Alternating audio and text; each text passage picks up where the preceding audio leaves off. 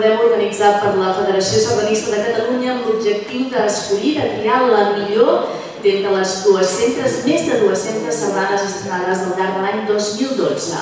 56 sardanes escollides pel jurat de selecció són les que han participat en aquesta fase final. Exacte, avui, en aquest marc incomparable, aquest nou Teatre Tarragona de la ciutat imperial que ens acull amb els braços oberts, escoltarem les 10 sardanes finalistes.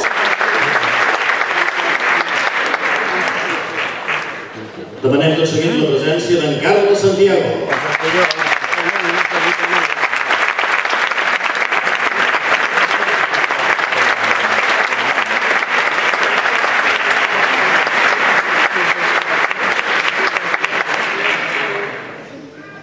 Foto, autors estimadíssims.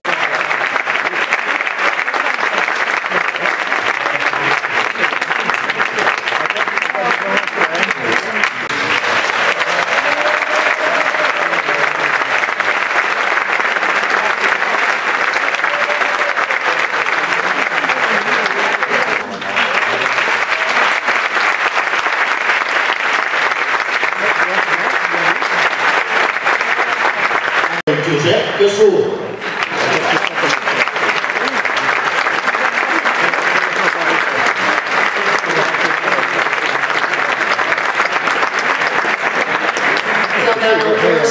Estimadíssims, coneguríssims, Joan Pelfort també ha estat finalista aquest any a la Sardana de l'any.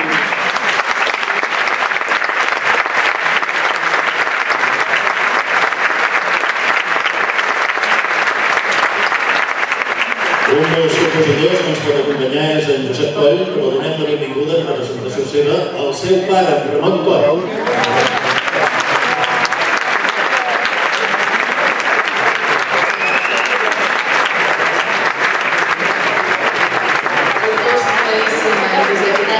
Un altre finalista que també sap el que és la sardana de l'any i a més acabar-la amb èxit, Joan Jordi Balmala.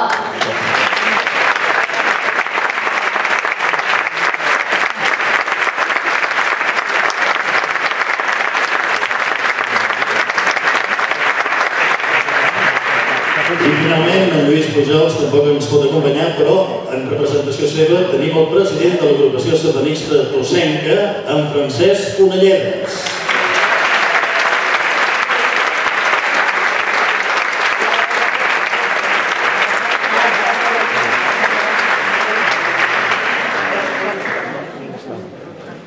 El nostre Dream Team, els heu pogut veure aquesta vegada que he oportú que poseu també a les cares, molts de vosaltres els conegueu sobradament, els autors d'aquestes 10 setmanes que vosaltres, que les emissores heu fet possible que arribin en aquesta final. És una frase que repetim cada any amb en Josep, que pot semblar tòpic, però és veritat.